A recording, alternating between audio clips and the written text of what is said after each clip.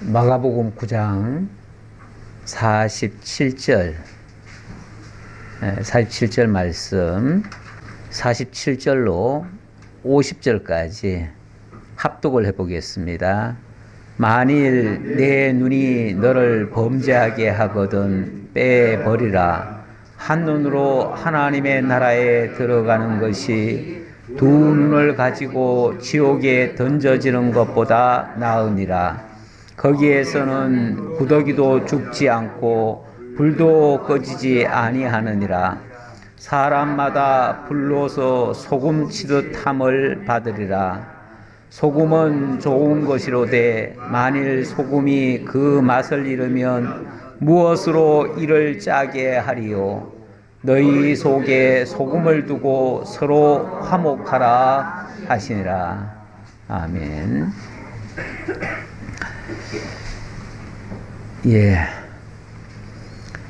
만일 내 눈이 너를 범죄하게 하거든 빼버리라.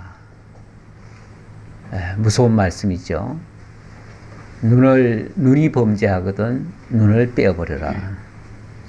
그런데 그 전에 42절부터 보면 누구든지 나를 믿는 이 작은 자들 중 하나라도 실족하게 하면 차라리 연자맷돌이 그 목에 매여 바다에 던져지는 것이 낫다. 이 말씀 끝에 이어지는 말씀입니다. 한 지체를 실족하게 하면 차라리 연자맷돌을 쥐고 바다에 빠지는 게 더 낫다. 연자맷돌을 쥐고 바다에 빠진다고 하는 것은 얼마나 끔찍한 겁니까? 그런데 그것보다도 실족하게 하는 일은 더 무서운 일이다. 그리고 그 실족하는 일에 43절에 보니까 내 손이 너를 범죄하게 하거든 찍어버리라. 그리고 45절에서는 만일 내 발이 너를 범죄하게 하거든 찍어버리라. 손도 찍어버리고 발도 찍어버리라. 그리고 오늘 47절의 말씀은 내 눈이 너를 범죄하게 하거든 빼버리라. 손은 찍어버리고 발도 찍어버리고 눈도 빼버려라. 예, 연자맷돌을 쥐고 바다에 빠지는 것도 끔찍한데 눈까지 빼버리라. 얼마나 끔찍한 말씀인지 모릅니다. 그만큼 무섭다는 거죠. 그만큼 무서운 일이라는 거죠. 뭐가요? 실족게 하는 일이 그렇게 무서운 일이라는 겁니다. 그러면서 지금까지 말한 것은 비유적으로 한 말이지만 실제적으로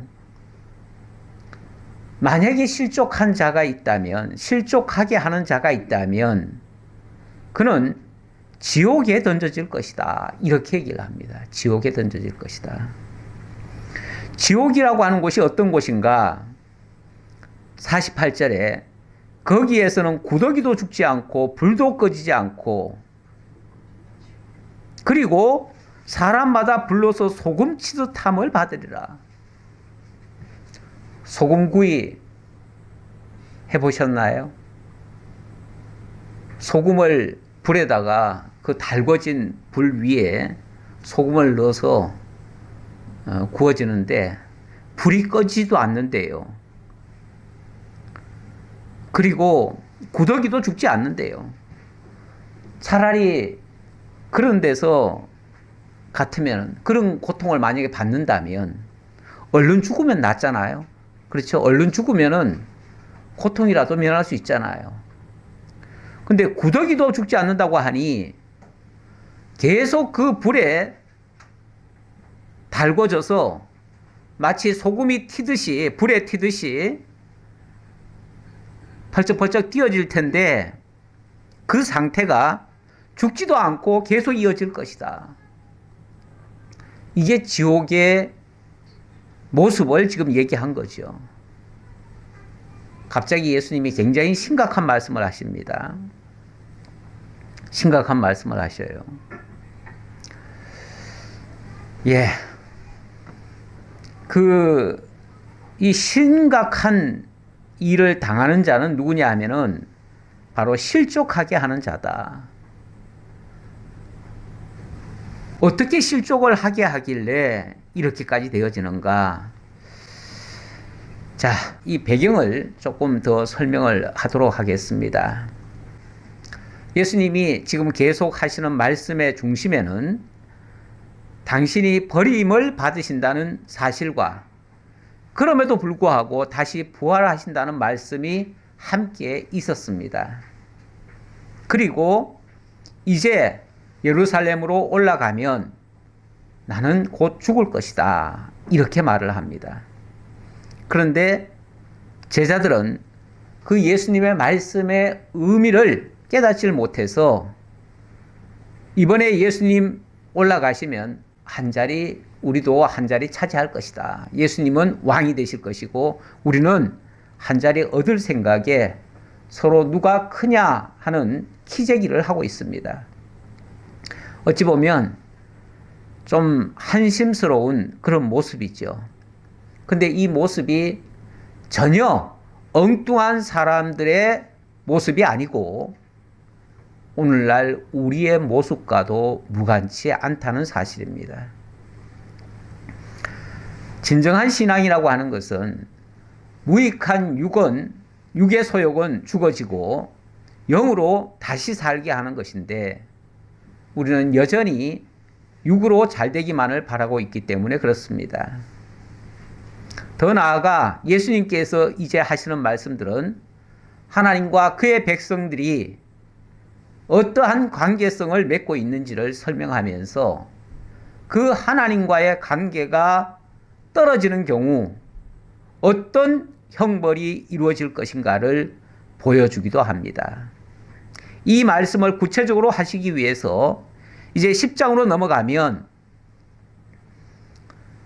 부부 이야기가 나오고요. 그리고 한 어린아이 이야기가 나옵니다. 그리고 또 한 청년이 등장하는 장면이 나옵니다. 왜 갑자기 부부 이야기, 어린아이 이야기, 청년 이야기가 나올까? 이거는 단순한 가정사를 이야기하려는 것이 아니고 예수님과 우리와의 관계성, 더 나아가서 하나님과 하나님의 백성들의 관계성을 통해서 하나님의 나라를 설명하시고 그 나라에 합당치 않은 자들은 이 지옥의 형벌에 처해질 수 있다라는 사실을 경고하시기 위해서, 그래서 시청각 교육 교재로 사용하시려고 이러한 말씀들을 하고 계시다. 이렇게 말씀을 드려놓겠습니다. 자, 방금 47절부터 함께 합독을 했는데요. 본문에는 갑자기 눈이 범죄하거든 빼버리라 이렇게 나왔기 때문에 우리 눈으로 뭘 범죄했길래 눈까지 다 뽑으라고 하는가 이렇게 들릴 수 있지만 사실은 요 전에 손이 범죄하거든 찍어버리고 발이 범죄하거든 또 찍어버리고 그리고 눈이 범죄하거든 빼버려라 이렇게 말씀하셨거든요. 근데 요 장면이 마태복음 5장 27절 이하에 보면 이거는 단순한 눈의 범죄를 얘기하는 게 아닙니다. 그 다음에 나올 10장의 말씀에 이어지는 말씀으로서 이 본문을 이야기하고 있어요. 그래서 제가 마태복음 5장 27절 말씀부터를 가져와서 한번 읽어드리겠습니다. 마태복음 5장 27절입니다. 또 간음하지 말라 하였다는 것을 너희가 들었으나 나는 너희에게 이르노니 음욕을 품고 여자를 보는 자마다 마음에 이미 간음하였느니라. 만일 내 오른 눈이 너로 실족하게 하거든 빼어 내버리라. 그리고 31절입니다. 또 일렀으되 누구든지 아내를 버리려거든 이혼 증서를 줄 것이라 하였으나 나는 너희에게 이르노니 누구든지 음행한 이유 없이 아내를 버리면 이는 그로 간음하게 함이요 또 누구든지 버림받은 여자에게 장가드는 자도 간음함이니라. 예, 간음하지 말라라는 말씀을 가지고 지금 이 이야기를 하고 있는 중입니다. 본문에는 그 얘기가 없어가지고 제가 이 부분을 더 소개를 해드리는 겁니다. 그러니까 이 배경을 이해를 하셔야 무슨 의미에서 이 얘기를 했고 왜 갑자기 10장에서 이혼 문제가 나왔느냐, 여기에 대한 설명이 되어질 수 있습니다. 다시 말하면 지금 이 9장의 이 부분의 말씀과 10장은 같이 이어지는 말씀이에요. 이어지는 말씀이고 마태복음에서는 이것을 같이 연결해서 설명을 하고 있어요. 그래서 이런 배경 하에서 이 말씀이 주어지고 있다, 이 말씀을 드리는 것이고, 여기에 간음하지 말라고 하는 것은 실제적인 도덕적인 윤리적인 그런 행위의 간음만을 이야기한 것이 아니고 하나님을 떠나는 행위, 하나님을 떠나서 다른 것을 추구하고 하나님과의 관계가 단절되는 행위, 거기에 대한 경고의 말씀이라고도 볼 수 있습니다. 그래서 자연스럽게 10장에 들어가서 아내를 내어버리는 문제, 여기와 연결해서 설명을 드리도록 하겠습니다. 자, 그리고 일단은 사실 이 말씀이 어디서부터 시작됐냐면 가장 직접적으로는 42절부터 설명을 한 겁니다. 누구든지 나를 믿는 이 작은 자들 중 하나라도 실족하게 하면, 나를 믿는 이 작은 자들 중 하나라도 실족하게 하면 차라리 연자 맷돌이 그 목에 매여 바다에 던져지는 것이 낫다, 이렇게 말씀하셨는데, 나를 믿는 이 작은 자들 중 하나라도 실족하게 하면, 작은 자들 중 하나, 지극히 작은 자, 이렇게도 말할 수 있는데요, 그를 실족하게 하는 자는 이런 형벌이 있을 것이다, 이 말을 한 겁니다. 지극히 작은 자가 누구를 가리키는 말일까요? 우리 성도들 중에 어떤 사람 한 사람을 실족케 하는 일, 그거 가지고 다 얘기하는 걸까요? 그거 가지고 얘기한다고 하면 여기에서 자유로울 사람은 아무도 없습니다. 우리 모두가 다 이 죄에 빠질 수밖에 없고, 그 죄에 빠진 우리들은 죄송하지만 손 잘라야 되고 발 잘라야 되고 눈 빼버려야 됩니다. 그나마 장애인으로라도 하나님 나라에 들어가는 것이 좋지, 그거 안 빼다가 지옥에 들어가서 아까 열거해드린 말씀처럼 구더기도 죽지 않는 그 불구덩이 속에서 영원히 소금 치듯 불세례를 받고 그렇게 살아가는 그 고통을 당해야 될 일인데, 여기에서 벗어날 사람이 누가 있겠느냐, 그 말이죠. 솔직히 우리들이 알게 모르게 형제 성도들에게 상처 입힌 일이 있습니다. 지나와서 보면 저도 여러 사람들한테 마음 아프게 했던 것 같고요, 많은 사람들에게 실망을 안겨드리는 적도 있습니다. 만약에 그 말씀을 가지고 그대로 적용을 한다고 하면 우리 모두는 다 지옥 백성이 됩니다.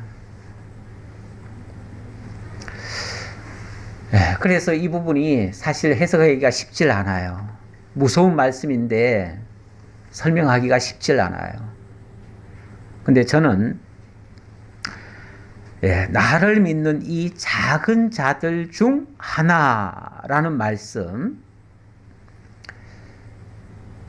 이 말씀은 가장 작은 자를 두고 하는 말이에요. 가장 작은 자. 가장 작은 자가 누굽니까?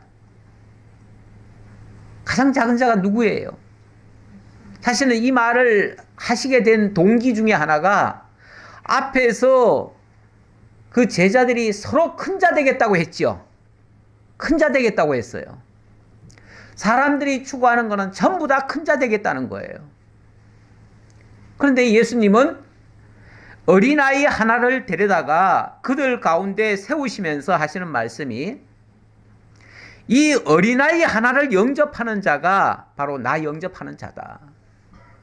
이 어린아이 하나 무시한다면 나 영접하는 거 아니야. 그러면서 이 어린아이, 가장 어린 아기, 그 아기를 자기와 연동시켜서 당신과 일치시켜서 작은 자를 설명을 하는 겁니다. 예수님은 사실 우리 모든 사람보다도 더 낮은 자리로 내려오셨고 더 어린 자로 예수님 자신을 소개하신 겁니다. 이 어린 자 중 하나라고 하면 여럿을 두고 하는 말이 아니라 하나를 두고 하는 말인데 가장 작은 자를 두고 하는 말이고 가장 작은 자는 바로 우리 주 예수 그리스도십니다. 예수 그리스도가 가장 어린 자로 가장 어린 아기와 같은 자로 이 땅에 오셨습니다. 그리고 가장 낮은 자리에서 섬기려고 오셨습니다. 근데 그 어린 자를, 그 아기 같은 그 예수를 귀히 보지 않고 그를 무시하고 멸시하고 모든 사람들이 그를 버렸다라고 얘기를 합니다. 이사야서에 보면 우리도 그를 귀히 여기지 않았다 이런 표현도 있어요. 얼마나 어린지 마치 어린 싹으로 표현을 했죠. 어린 싹, 마치 그 채소의 어린 싹처럼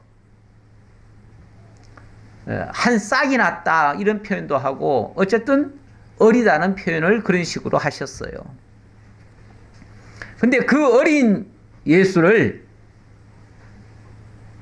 그 어린 예수가 사실은 만왕의 왕이신데 그걸 몰라보고 그를 대적하고 그를 결국은 십자가에 못 박아 죽이는 이런 행위를 하는 자가 있다 그 말입니다. 그를 실족하게 만들어요. 그를 죽게 만든다 그 말이에요. 그를 십자가에 못 박아 죽이는 일을 하고 그 일을 위해서 그를 의심의 눈초리로 바라보고 그를 자기 손으로 잡아다가 직접 대적들에게 갖다 바치는 자가 있습니다. 누굴까요? 여기서는 바로 가룟 유다를 두고 하는 말입니다. 가룟 유다가 예수를 의심하고 예수를 하나님의 아들로 인정하지 않았습니다.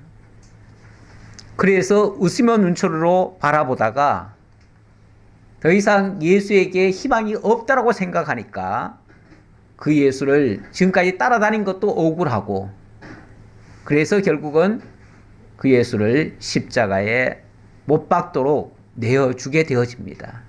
자기가 직접 지목하고 직접 인솔해서 대적들을 인솔에다가 그 예수를 잡아 넘깁니다. 결국 예수를 실족하게 만드는 것이죠. 그런 자가 이제 그 형벌을 받게 될 것이다. 그렇기 때문에 그렇게 하는 그를 결국은 잘라버려야 돼요. 자를 수밖에 없어요. 함께 갈 수는 없어요.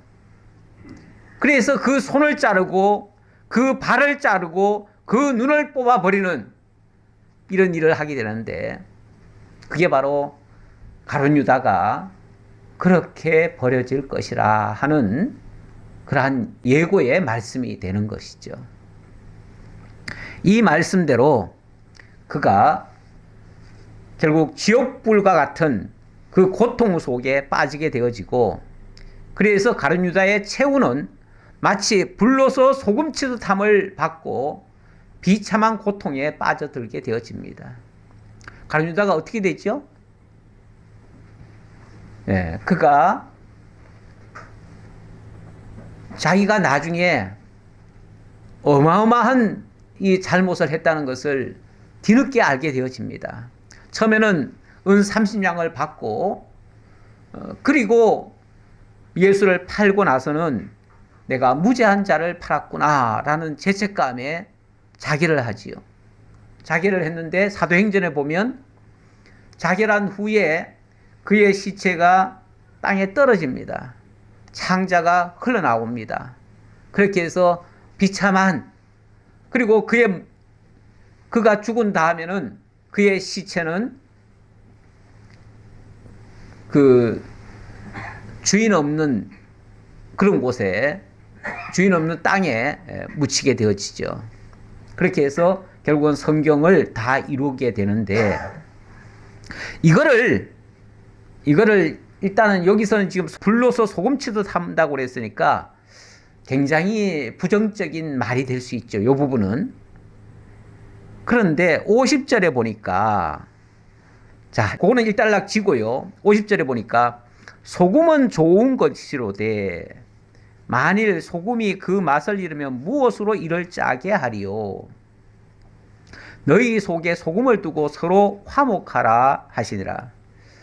소금 자체가 나쁜 겁니까? 소금 자체가 나쁜 건 아니에요.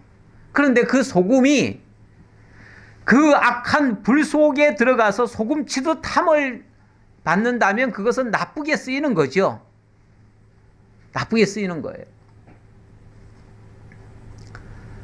예수님은 제자들을 향해서 뭐라고 그러냐면 너희는 세상의 소금이라.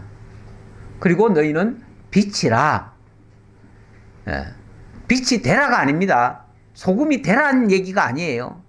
이미 소금이야. 이미 빛이야. 그런데 소금이 맛을 잃어버리면 쓸모없어서 버려질 것이다. 쉽게 말하면 굉장히 좋은 건데 좋은 것이라도 그 맛을 잃어버리면 버려지고 굉장히 나쁘게 될 수 있다. 이 경고죠. 일종의 경고예요. 소금은 좋은 겁니다. 소금은 꼭 필요한 거예요.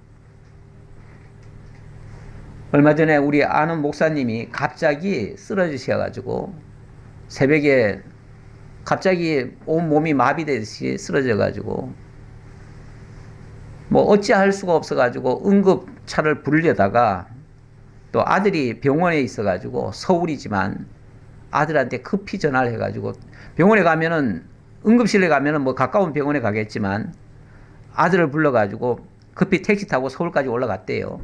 그랬더니 아들이 빨리 조치를 해가지고 그래서 응급으로 해결을 했습니다. 잘 됐어요. 잘 됐는데 원인이 뭔가 했더니 전해질 부족 이렇게 나왔어요. 처음에는 당신이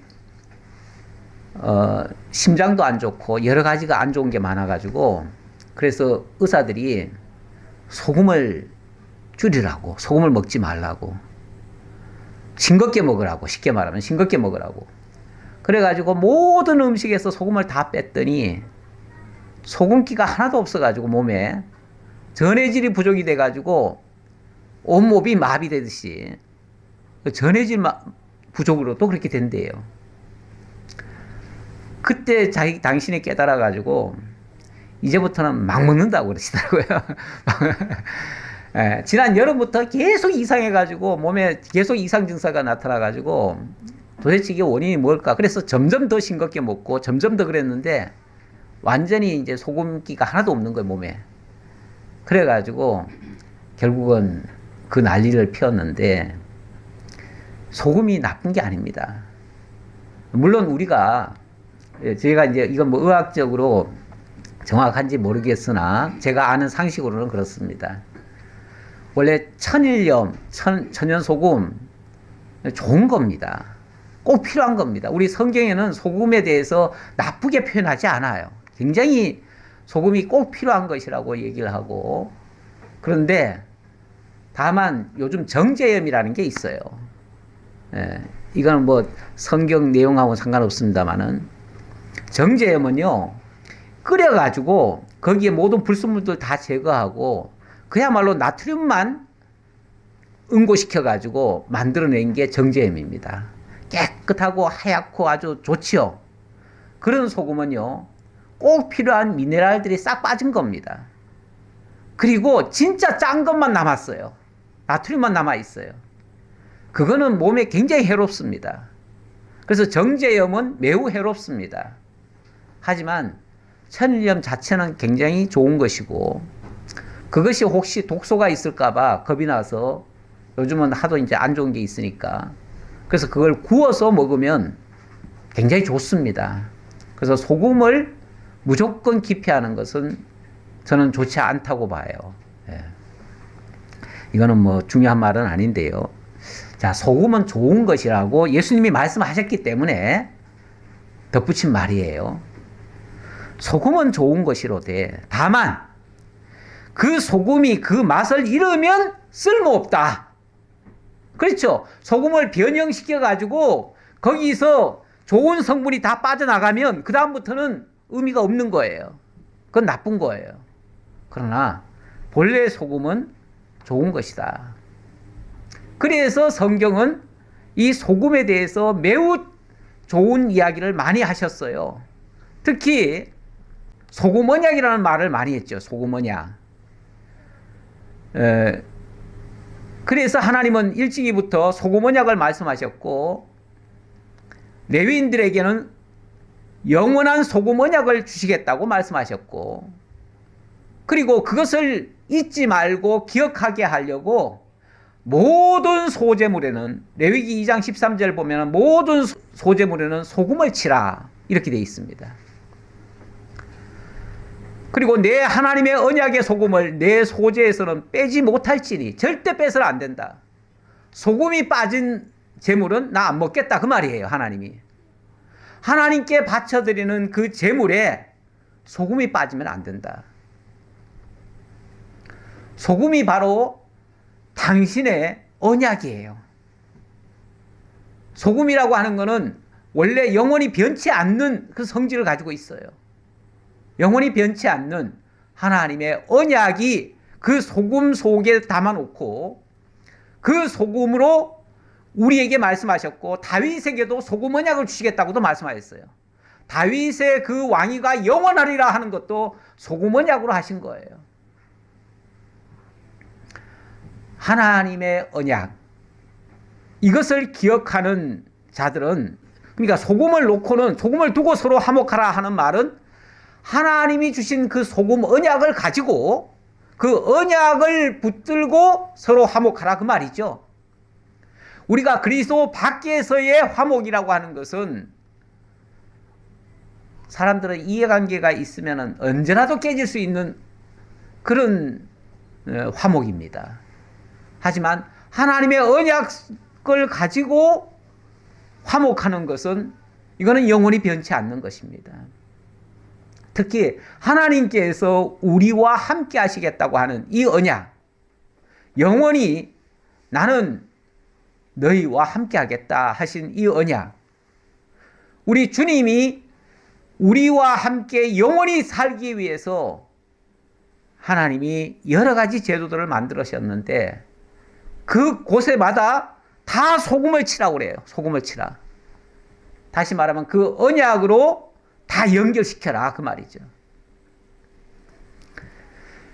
자, 그래서 이 언약을 우리가 기억한다면, 그 언약이라고 하는 게 뭐 딴 겁니까? 여기 본문에서는 예수님 실족하는 문제 이야기하면서 그 언약을 기억하라고 했으니까, 결국은 예수가 우리를 대속하기 위해서 당신이 하나님의 독생자로 오셔서 우리를 대신하여 죽어주시고, 그로 말미암아 우리를 다시 살려서 영원히 하나님과의 관계를 연결시켜서 하나님의 자녀로 하나님의 나라를 이루도록 이렇게 하실 것에 대한 언약이에요. 이걸 생각하고 너희들이 화목하라 그 말이에요. 왜 또 화목이라는 얘기 나왔을까요? 앞에서 제자들이 서로 싸웠잖아요. 누가 크냐? 누가 큰 자리 얻겠느냐? 누가 더 이득 취하겠느냐? 누가 헤게모니 지겠느냐? 이거 가지고 싸웠잖아요. 우리 세상에서도 같은 믿는 사람들끼리도 늘 경쟁하는 경우가 있습니다. 서로 큰 자 되겠다고 하는 경우가 있습니다. 서로 섬기려는 자세보다도 서로 윗자리에 올라가고자 하는 이런 다툼을 하는 경우도 있습니다. 참 부끄러운 얘기지만 가끔 총회장 뽑는 선거할 때 보면요. 목회자들이 그 순간만큼은 목회자들이 아닙니다. 그 순간만큼은 투표하는데 정말 그게 뭐라고? 아니 가장 예수님의 원리에 의하면은 가장 높은 자리에 간다는 것은 가장 낮은 자리로 내려가서 섬기겠다는 건데 그 일을 위해서 어마어마한 돈을 쓰고 어마어마한 공작을 통해서 정말 총회장 자리에 앉겠다고. 그리고 총회장에 오른 다음에는 뭐 그렇게 자기 목적을 달성하려고 그 난리를 치는지 항상 그 총회 때마다 그래서 총회가 온전하게 펼쳐질 때가 많지 않습니다. 그래서 총회할 때마다 오히려 총회가 분열이 되어지고 나뉘어지고 이런 경우가 굉장히 많습니다. 그래서 지금 사실은 총회가 많아졌어요. 개수로는 많아졌어요. 개수로 많아진 게 좋은 게 아니고 그만큼 분열이 됐다는 얘기예요. 서로 머리 되겠다고 하는 여기 제자들과 똑같아요. 제자들도 전부 다 서로 누가 크냐 하면서 서로 다투었잖아요. 예수님이 소금을 두고 서로 화목하라 하는 말은 큰 자들 생각하지 마라 그 말이에요. 하나님의 언약에 참여하는 것으로 기뻐하고 하나님의 나라에 참여하는 것으로 기뻐하고 세상 나라에서 뭔가를 얻기 위해서 싸우지 말라. 그런 얘기예요. 그리고 너희에게 주어지는 것은 하나님의 나라지 이 세상 나라가 아니야. 하나님의 나라에 들어가려면 실족하게 하는 일이 있어서는 안 돼. 예수를 떠나는 일이 있어서는 안 돼. 지금 이 얘기하는 중이에요. 10장으로 넘어갑니다. 10장 1절로 12절 여기는 하나님의 결혼 제도에는 이혼이 없음을 교훈하시는 장면인데요. 자, 앞에서 제가 이미 설명을 드렸기 때문에 이 배경 하에서 이 본문을 이해하셔야 된다. 그렇게 보시고요. 예수께서 거기서 떠나 유대 지경과 요단강 건너편으로 가시니 무리가 다시 모여들거늘 예수께서 다시 전례대로 가르치시더니 바리새인들이 예수께 나와 그를 시험하여 묻되 사람이 아내를 버리는 것이 옳으니까? 자, 바리새인들이 예수님께 와서 사람들이 막 모여드니까 사람들은 뭐 예수님께 뭔가를 바라고 와가지고 막 모여들었잖아요.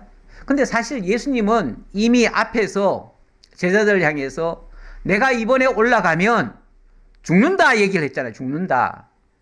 그리고 죽지만은 또 3일 만에 살아난다 이 말들을 했잖아요. 9장 31절 다시 볼까요? 9장 31절 이 배경을 좀 설명하려고 31절 다시 볼게요. 이는 제자들을 가르치시며 또 인자가 사람들의 손에 넘겨져 죽임을 당하고 죽은 지 3일 만에 살아나리라는 것을 말씀하셨기 때문이라. 그런데 제자들은 이 말씀을 깨닫지도 못하고 묻기도 두려워했다. 다시 말하면 인정하지 않았다 그 말이죠. 예수님은 이번에 예루살렘에 올라가면 내가 사람들에게 붙잡혀서 나는 십자가에 못 박혀 죽을 거야. 하지만 걱정하지 마. 내가 3일 만에 다시 살아날 거야. 이 말씀을 했는데 제자들은 그 말이 인정되지도 않고요, 믿어지지도 않고요, 그런 일이 있으면 안 되겠다고 생각했기 때문에 묻지도 않았어요. 왜 그러셔야 되는데요? 왜 그러십니까? 왜 죽으십니까? 묻지도 않았어요. 묻기도 두려워했대요. 싫었다 그 말이에요. 그런 말이 싫었다 그 말이에요. 우리는 살 것이다, 성공할 것이다 하면은 기쁘지만은 이 일을 통해서 죽을 수 있다 하면은 다 싫어하잖아요. 그렇죠? 자, 그래서 이런 난리들이 났어요. 예수님은 이렇게 죽는다고 말씀하시는데도 제자들은 여전히 우리가 큰 자 되겠다, 한 자리 이번에 올라가면 예수님이 저 말씀은 아마 진리가 아닐 거야, 진짜 죽는다는 말이 아닐 거야, 뭔가 우리들한테 뭐 역설적으로 한 말일 거야, 뭐 이렇게도 생각했는지 모르겠어요. 그러면서 자기네들은 자기네들 생각대로 이번에 올라가시면 뭔가 한 자리 하실 거다, 그러면 우리도 뭔가 한 자리씩 차지해야지, 이런 생각했다 그 말이에요. 전혀 정말 2호선을 타고 있는 겁니다. 전혀 다른 길을 가고 있는 모습입니다. 자, 그리고 이제 다른 동네로 왔는데 이번에는 바리새인들이 예수께 나와서 그를 시험하여 물었습니다. 시험하여 물었다. 시험하여 묻는 거는, 자, 예수님이 어떻게 답을 하든 간에 그 시험에 걸리도록 하기 위한 질문이에요. 이런 질문 참 많이 합니다. 예수님께 바리새인들이나 서기관들이나 이런 사람들이 질문하는 것들은요, 대부분 예수님 시험하기 위한 질문이에요. 예, 이렇게 말해도 걸리고 저렇게도 말해도 걸려요. 참 난감하지요. 예, 뭐라고 물었냐면, 사람이 아내를 버리는 것이 옳으니까? 갑자기 밑도 끝도 없이 아내를 버리는 것이 옳습니까? 라고 질문을 했어요. 뭐라고 답변해야 되겠어요? 옳다 하면은 아내를 막 내버리라는 얘기니까, 그동안 예수님이 사랑을 말씀하셨는데 사랑에 위배되는 자가당착의 말이 되잖아요. 그렇죠? 그러면 버리지 말라 하면은 뭐가 되죠? 모세의 율법을 정면으로 어기는 꼴이 돼버려요. 모세의 율법을 정면으로 어기는 꼴이 돼요. 왜냐하면 모세의 율법에 보면요, 모세의 율법에 보면은 아내를 버리라 하는 말씀이 있어요. 물론 어떤 사례인지 거기에 대해서 설명이 필요하지만 어쨌든 아내를 버리라 하는 장면이 있어요. 우리가 무슨 문장이 있으면요, 앞뒤를 자르고 중간만 가지고 딱 얘기하면요, 전혀 다른 얘기가 될 수 있어요. 앞뒤 다 잘라버리고 아내를 버리라 하는 말만 들으면은 아내 버리라는 말이 되잖아요. 그렇죠? 그래서 맥락을 살펴야 돼요. 문장을 볼 때는 맥락을 살펴야 되고, 누가 무슨 말을 하면 전후 배경부터 좀 설명을 하고 그 얘기를 이해를 해야 돼요. 그래야 오해가 안 되지. 안 그러면 밑도 끝도 없이 한 말만 딱 듣고는 바로 오해를 해가지고 발끈하는 경우가 있어요. 그랬더니 예수님이 이렇게 답변을 하십니다. 대답하여 이르시되, 모세가 어떻게 너희에게 명하였느냐? 자, 일단 모세가 어떻게 명하였느냐? 어떻게 명했길래 너희들이 그런 질문을 하느냐? 그런 뜻이겠죠. 이르되 모세는 이혼 증서를 써주어 버리기를 허락하였나이다. 요걸 지금까지 이 바리새인들, 이 사람들이 잘 활용을 했습니다. 잘 활용을 했어요. 그래가지고 우리는 모세의 법대로 한다 하면서 여자를 데리고 살다가 좀 실증이 나면 이혼증서 한 장 써주는 거예요. 이혼증서 한 장 써주면서 가라고 하는 거죠. 이혼증서, 제가 지난번에 그 법 한번 알려드렸죠? 그게 무슨 법이라고 그랬나요? 생각이 좀 덜 나는데, 탈라크라고 그랬나요? 뭐라고 그랬나요? 그랬던 것 같죠? 탈라크. 지금도 이 중동에는요, 탈라크 법이 있습니다. 쉽게 말하면은 탈라크, 탈라크, 탈라크 세 번만 얘기하면 그 아내는 그날로부터 아내직에서 해촉이 되는 겁니다. 그 아내는 보따리 싸가지고 집에 가야 돼요. 친정으로 가야 돼요. 예. 이게 소위 말해서 그들이 모세의 법대로 했다 이렇게 말하는 내용이에요. 아내가 싫으면은 그냥 여기는 이제 이혼 증서라고 했지만 요거 이제 간편하게 하느라고 그렇게 말로만 해도 돼요. 말로만. 예, 말로만 해도 돼요. 이렇게 이혼이 쉬웠어요. 이건 남자들의 완전한 횡포죠. 예. 그런데 모세가 이렇게 율법에다가 이걸 적어 놨다는 거예요. 그러면서 예, 이혼 증서를 써주어서 버리기를 허락하였나이다. 그래서 우리도 지금까지 그렇게 하고 있습니다. 이거 정당하지요? 라고 지금 질문한 겁니다. 예수님 뭐라고 답변해야 되겠어요? 예수께서 그들에게 이르시되 예, 너희 마음이 완악함으로 말미암아 이 명령을 기록하였거니와 창조 때로부터 사람을 남자와 여자로 지으셨으니 이러므로 사람이 그 부모를 떠나서 그 둘이 한 몸이 될지니라. 이러한즉 이제 둘이 아니요 한 몸이니 그러므로 하나님이 짝지어 주신 것을 사람이 나누지 못할지니라 하시더라. 자, 예수님은 물론 이제 설명이 좀 길지만은요. 예. 모세는 왜 그렇게 말했는지 일단 모세가 그렇게 말한 이유는 너희 마음이 완악함으로 말미암아 이 명령을 기록하였거니와 완악하기 때문에 이 얘기를 한 것이다. 그 말이죠. 예. 자, 요 장면 일단은 어떻게 기록됐는지 그거 보고 넘어가야죠. 신명기 24장 1절 한번 볼까요? 신명기 24장 1절에 보면요. 사람이 아내를 맞이하여 데려온 후에 그에게 수치되는 일이 있음을 발견하고 그를 기뻐하지 아니하면 이혼 증서를 써서 그의 손에 주고 그를 자기 집에서 내보낼 것이요. 2절에는 그 여자는 그의 집에서 나가서 다른 사람의 아내가 되려니와 이렇게 되어 있습니다. 자, 이 말은 무조건 이혼 증서만 써주면 언제라도 헤어질 수 있다는 말입니까? 아니, 아내가 아무런 잘못이 없는데 이혼 증서만 써주면 헤어질 수 있다는 말입니까? 그 말은 아니죠. 그 말은 아니고 분명히 뭐죠? 그에게 수치되는 일이 있음을 발견하고 그를 기뻐하지 아니하면 이 말이죠. 자, 일단은 수치되는 일이 있어야 될 것이고요. 있어도 그것을 용납하면 문제 안 삼는 겁니다. 그렇죠? 안 삼는데 만약에 그것을 용납하지 못하겠어요. 그러면 옛날에는요. 무슨 일이 있었냐면 만약에 아내에게 어떤 수치되는 일이 있다고 하면요. 그를 장로에게 끌고 가서 동네에서 돌멩이를 들어다가 다 쳐서 죽이는 경우가 있었어요. 물론 이거는 그 법이 있기 전 얘기예요. 예, 그런 경우도 있었어요.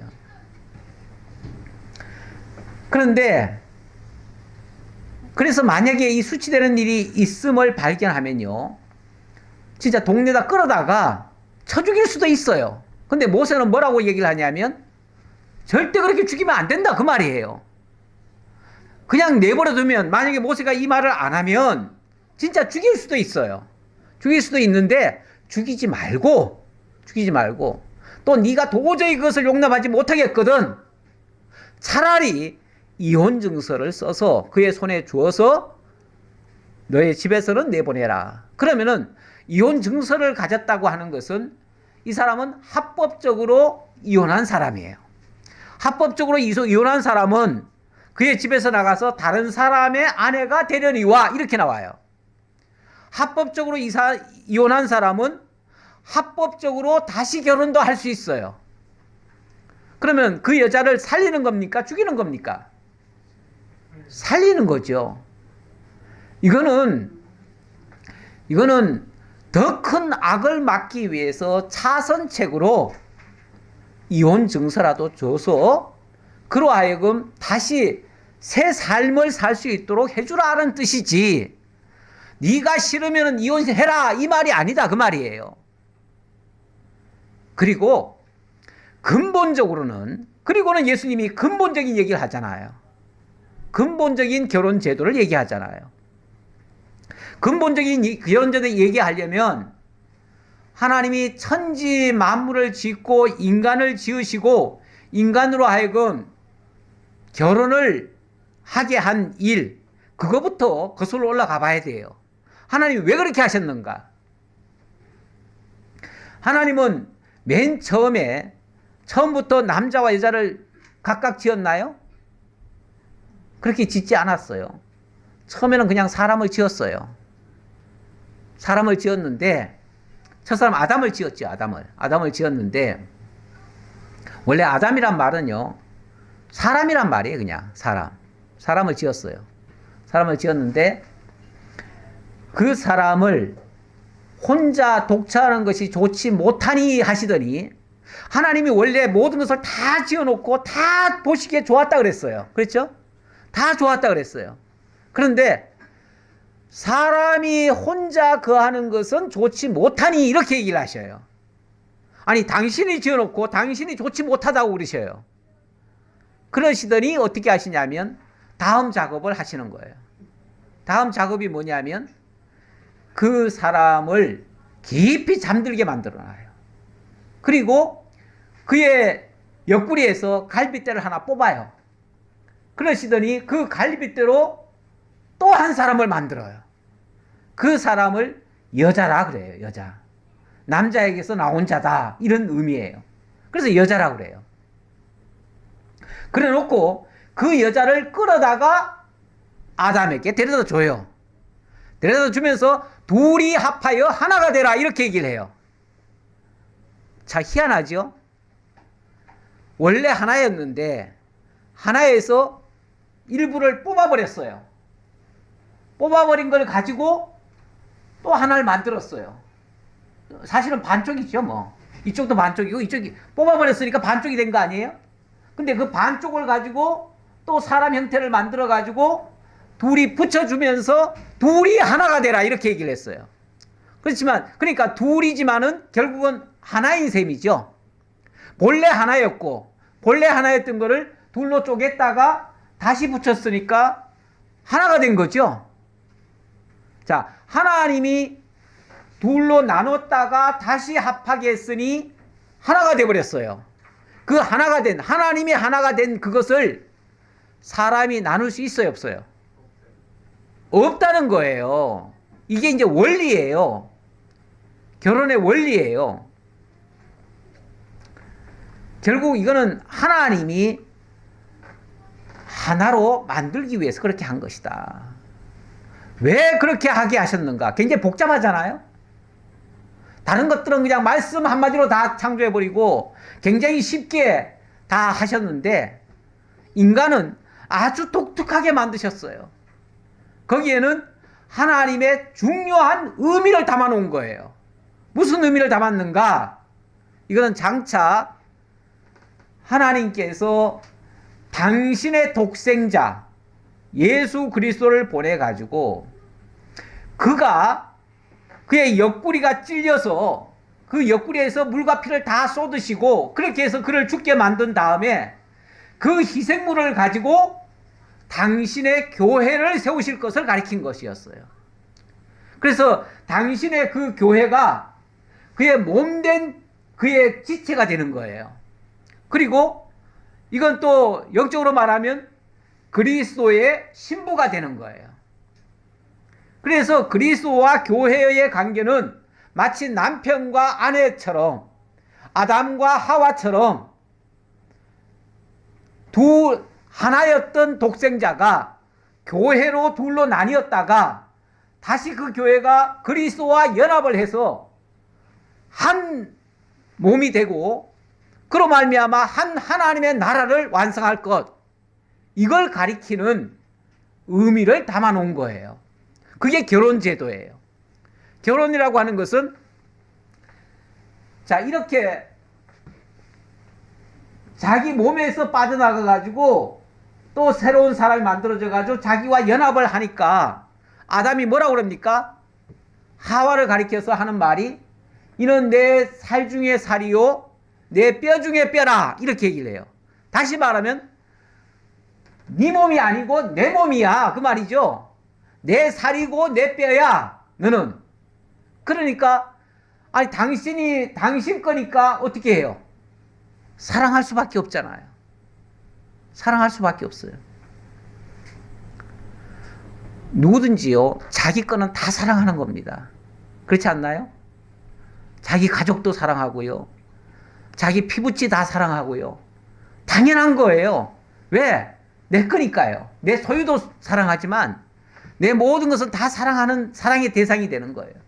우리 하나님께서 서로 사랑하게 만들려고 원래 한 몸이었던 것을 둘로 나눴다가 다시 한 몸을 만들어 놔가지고 사랑할 수밖에 없도록 만들어 놓은 거예요. 그래서 그리스도는 당신이 죽기까지 그의 몸된 교회를 사랑하시고, 그 교회는 자기를 위해서 이렇게 죽기까지 하신 그 주님을 사랑하지 않을 수가 없게 만들어 놨다, 그 말이에요. 이게 제가 오늘 묵상한 말씀, 바로 에베소서의 말씀입니다. 에베소 5장 21절에 보면 그리스도를 경외함으로 피차 복종하라. 그러면서 아내들이여 자기 남편에게 복종하기를 죽게 하듯 하라. 그러면서 이는 남편이 아내의 머리됨이 그리스도께서 교회의 머리됨과 같다. 이 원리다, 그 말이죠. 여기서 나온 원리에 의해서 그가 친히 몸의 구주시니라. 그 그리스도가 우리의 구주가 되셨고 우리의 남편이 되어주셨고, 그 말이죠. 그리고 남편도 마찬가지로 아내 사랑하기를 그리스도께서 교회를 사랑하시고 자신을 위하여 주신 같이 하라. 이렇게 해서 거룩하고 영광스러운 교회로 세우시고 하나님의 나라로 흠없이 티없이 만들어 가시려고 우리 주님께서 하신 것이다. 이렇게 말씀하시는 겁니다. 그러니 이 근본 원리에 의하면 남자와 여자가 결혼을 해서 하나님의 사랑을 배우고 하나님과 연합함을 깨닫는 이런 원리로 우리에게 계시해 주신 것인데, 그래서 하나님의 나라에 우리가 영원히 함께 살 것을 가리키는 것인데, 이것이 우리의 어떤 실수나 어떤 잘못 때문에 그것을 내버리고 이렇게 하는 것이 옳으냐, 그 말이죠. 옳지 않다. 나뉘어질 수 없다, 이렇게 말하죠. 나눠질 수 없다. 말라기에 보면 하나님의 영이 유여하실지라도, 먼저 성경은 유여하실지라도 그랬는데 이번 성경은 어떻게 되는지 제가 지금 기억이 잘 안 나는데, 그 말은 하나님의 능력이 많을지라도 하나님은 오직 한 남자와 한 여자만 지었다. 왜? 경건한 자손을 얻고자 합니다. 하나님의 거룩한 백성을 짓기 위해서 거기서는 간음이라고 하는 것이 있어서는 안 된다. 간음이라고 하는 것은 하나님이 짝지어 주신 그 남자와 여자 외에 다른 것들을 사랑하는 것들이잖아요. 그것들을 하지 않게 하기 위해서 하나님이 그렇게 말씀하셨다. 오직 한 남자와 한 여자만 주어서 결혼하게 하셨다 라고 얘기해놓고, 그래서 제가 아까 마태복음 5장 27절 또 간음하지 말라 했다는 것을 너희가 들었으나, 그러면서 간음했다면 내 오른눈이 실족하게 했으면 그 눈 빼버려라, 이 말씀이 거기서 나온 거다, 그 말이죠. 그러니까 이 말씀이 전혀 딴 얘기가 아니고, 그러면서 누구든지 아내를 버리려거든 이혼해서 줄 것이라 하였으나 절대 그렇게 버릴 수 없다, 이런 표현을 쓴 거죠. 자, 그 배경 하에서 이 말씀을 주셨고요. 그러므로 하나님이 짝지어 주신 것을 사람이 나누지 못할지니라 하시더라. 집에서 제자들이 다시 이 일을 물으니 이르시되 누구든지 그 아내를 버리고 다른 데 장가드는 자는 본처에게 간음을 행함이요 또 아내가 남편을 버리고 다른 데로 시집가면 간음을 행함이니라. 자, 이 말씀은요, 마태복음에서는 아마 그 얘기가 있었을 거예요. 제가 거기까지는 안 읽었는데, 예, 아유, 이렇게 어려우면 차라리 장가 안 가는 게 낫겠습니다. 이런 표현. 왜냐면, 절대 버릴 수 없다고 하니까, 절대 나눌 수 없다고 하니까, 예. 아유, 그러면 장가 차라리 안 가는 게 낫겠네요. 골치 아프게. 그런 차원에서 한 말이 아니에요. 예. 네, 오늘 여기까지만 하지요. 기도하겠습니다. 감사합니다. 하나님, 저희에게 오늘도 예수님의 이 심각한 말씀 속에서 창조의 원리, 또 결혼의 원리를 통한 하나님 나라의 원리를 일깨우셔서 감사합니다. 우리를 정말 흠과 티가 많지만 우리를 버리지 아니하시고 하나님의 나라에 참여할 백성으로 삼기 위하여 그리스도의 몸된 교회가 되게 하신 것 너무나 감사합니다. 이제 그리스도의 신부로서 주님과 함께 살게 된 저희들, 절대로 버리지 않겠다고 하시는 주님의 약속의 말씀인 것을 다시 한번 깨달았습니다. 이 은혜 속에서 저희들 늘 강건하고 그 은혜를 우리가 배반하지 않고 늘 주님만 사랑하는 저희 모두가 되게 하옵소서. 감사드리옵고 예수님 이름으로 기도하옵나이다. 아멘.